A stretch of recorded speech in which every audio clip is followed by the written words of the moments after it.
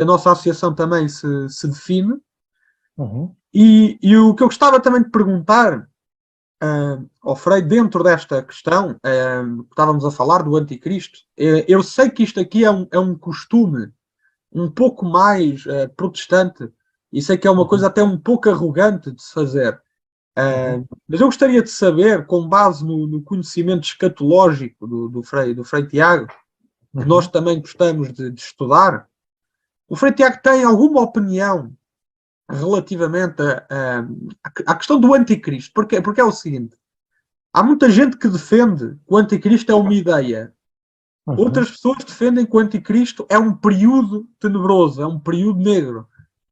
Eu ainda acho que o anticristo é uma pessoa, ou seja, é uma figura humana. O Frei Tiago tem ideia do que é que será esta figura com base nas escrituras e nos santos? De qual é que será eventualmente a sua origem geográfica? Ou isto é um pensamento mais alinhado com a postura histérica protestante? Não, de forma alguma. Não? Infelizmente, o catolicismo romano ficou assim um pouco retraído e prejudicado pela imposição dos regimes revolucionários, das repúblicas, dessa mentalidade moderna.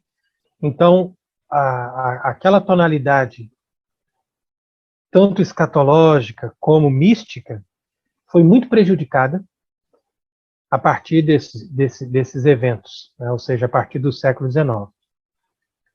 Mas se nós olhamos para os padres da Igreja, e mesmo para autores mais recentes, que bebiam de fontes mais antigas, medievais, né, ou então fontes da antiguidade cristã, então nós vamos encontrar, por exemplo, esses irmãos Lehmann, que são judeus convertidos, que viveram aqui na França, na Arquidiocese de Lyon, que tratavam muito desse tema, porque eles, como judeus convertidos, eles sabiam que a raiz do pensamento do anticristo estava no judaísmo, tal como ele foi concebido depois de Cristo. Quer dizer, desse novo judaísmo talmudista, que tem o cristianismo como inimigo supremo. Então, isso é uma coisa que nós sempre estamos explicando nas conferências e que ajuda as pessoas a entender o problema da igreja hoje em dia. O problema da igreja é que não é simplesmente a estratégia do demônio de destruir a Igreja Católica como instituição, mas a estratégia dos inimigos foi muito mais no sentido de adaptar o catolicismo para transformá-lo numa outra religião. E a esse esforço se deu o nome de noachismo. Então a gente explica sempre sobre isso. Então o noachismo é algo proposto por esses rabinos para que haja uma religião universal destinada aos não-judeus que tenham conceitos comuns e, entre elas, o catolicismo, inclusive encabeçando todas essas outras. E esse fenômeno do noachismo foi aplicado a partir do Vaticano II, dos encontros ecumênicos promovidos por João Paulo II e agora mais forte ainda por Francisco. E essa lógica do noachismo, na verdade, é a preparação para o anticristo.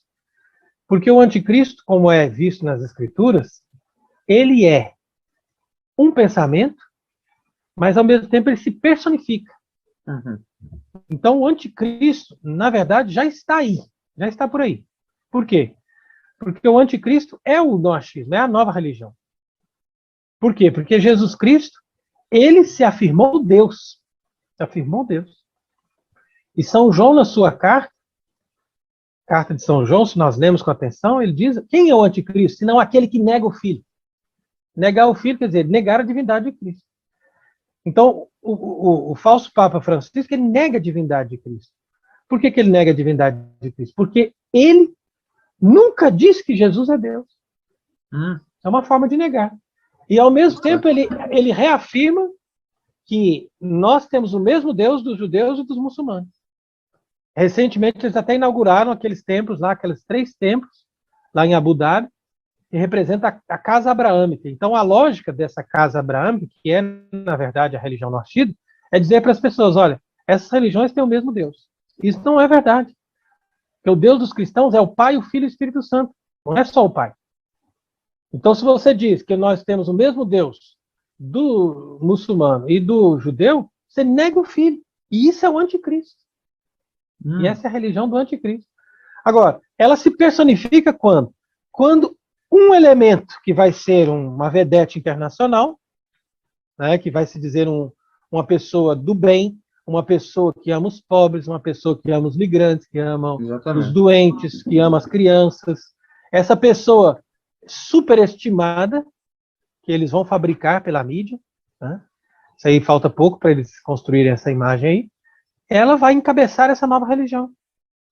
E ela vai ter uma função política e, ao mesmo tempo, religiosa. E ela vai receber da estrutura do Vaticano toda a homenagem.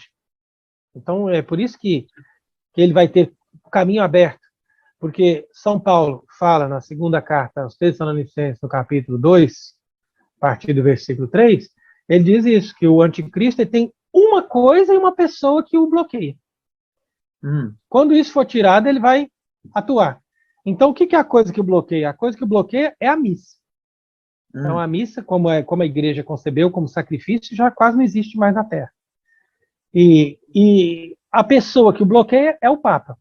O Papa também já não existe mais na Terra, porque nós já estamos sem o verdadeiro Papa há mais de 60 anos. Então, com isso, o caminho do anticristo está completamente aberto. A única coisa que falta para ele é uma questão de organização, uma questão de estrutura, de logística, né? Porque tem que ter tudo isso para você entrar no cenário. Mas tudo, hoje em dia, é voltado para o reino do anticristo.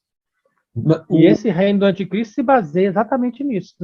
Não é que ele é alguém que vai dizer, eu sou contra Cristo, ou Cristo para nós é do mal. Não, ele não vai dizer isso. Ele vai simplesmente dizer, nós amamos Cristo, mas Cristo não é Deus.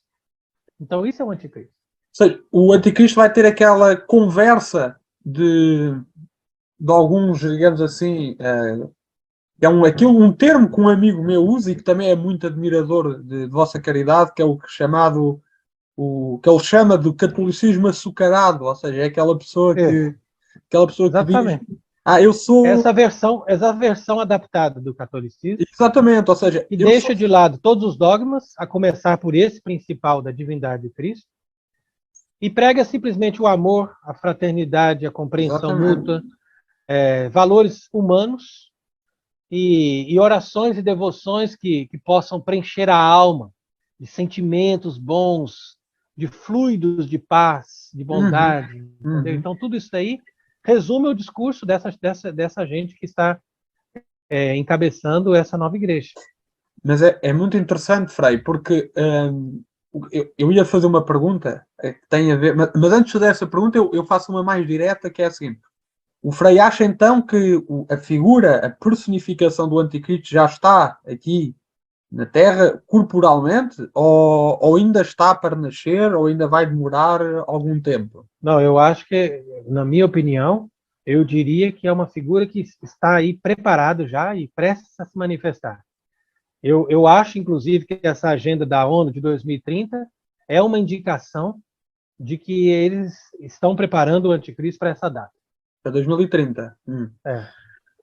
Eu calculo mais ou menos aí, porque se formos analisar, tudo está muito bem organizado para isso. Então, acho que também a gente não pode demorar a viver essa realidade tanto tempo, né? Nós já tivemos aí essa pandemia, que foi um evento, vamos dizer assim, importante do ponto de vista da agressão que se fez às pessoas, à liberdade das pessoas, etc. Então, isso, na verdade, na minha opinião, isso é um treinamento.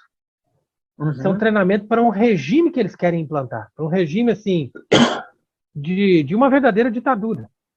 Exatamente. Mas uma ditadura em nome da saúde. Porque isso aí bloqueia todas as iniciativas contrárias. Fala assim, não, mas você não pode ir contra, porque isso daí é o bem da humanidade. Se a gente não fizer isso, a gente vai morrer. Então é muito bem planejado. Né? E eles vão trabalhar muito com isso, com essa pressão social, essa mentira coletiva, e, ao mesmo tempo, essa ditadura de uma imposição, de um regime, de uma atitude que todos têm que seguir, porque senão nós estamos fora do contexto.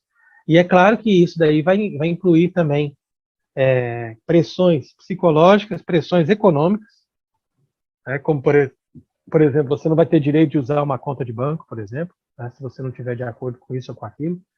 Então, eles vão dar uma espécie de cartão verde para a pessoa ter liberdade de fazer o que quer, comprar, gastar, fazer qualquer coisa. Enquanto que aqueles que não tiverem esse respaldo, eles vão ficar completamente à margem da sociedade. E é interessante porque, eu agradeço também, Francisco, pelo convite e pela consideração que vocês todos têm para conosco. E nós consideramos que a iniciativa dessa associação é algo realmente muito louvável, porque nós estamos vivendo um tempo de muita confusão e de muita desintegração, como nós dissemos hoje, dos valores cristãos e dos valores morais. E quando vocês se propõem a resgatar isso e a mostrar para as pessoas o que é a igreja, o que é Portugal, o que é a nossa história, o que são os valores que nos devem unir em torno de um propósito verdadeiro, eu acho que vocês dão uma colaboração imensa para a restauração da sociedade. Porque o fim dessa loucura toda que nós estamos vendo não é o fim do mundo, nem é desgraça total. Isso é importante dizer também. Nós temos que ter uma esperança que Deus nos promete a restauração. E só depois da restauração, e depois que a humanidade atinge uma plenitude dentro daquilo que era o projeto de Deus, é que vai haver o fim do mundo. Então, nós estamos num tempo ruim, mas não vamos acabar assim. Nós teremos, sim, a restauração de todas essas coisas que nós defendemos, e eu ainda espero ver Portugal, o reino de Portugal, restaurado na sua integridade, na sua fé católica.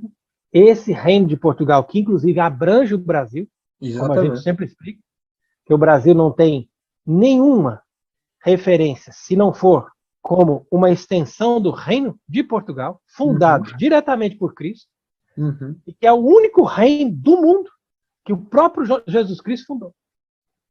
É verdade, na aparição a do Afonso Henriques. Pois é. Então, quer dizer, nós temos que valorizar isso.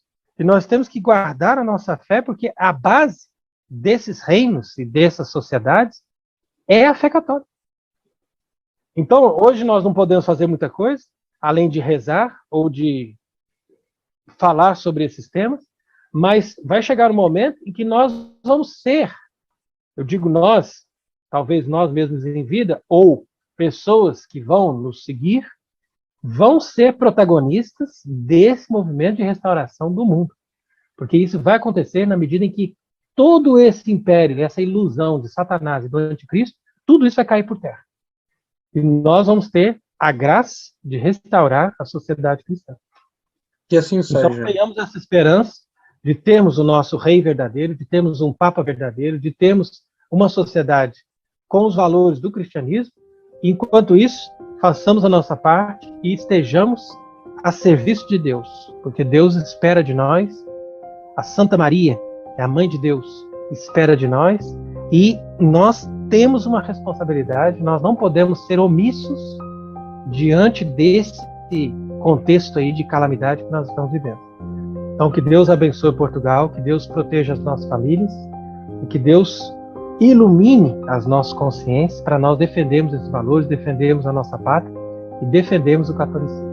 Muito obrigado pelas suas palavras finais e por tudo o resto. Coração, Deus os abençoe. Amém. Grande abraço. Amém. Também. Que assim seja. Grande abraço, Frei. Obrigado. Obrigado pela sua bênção. Obrigado. Força.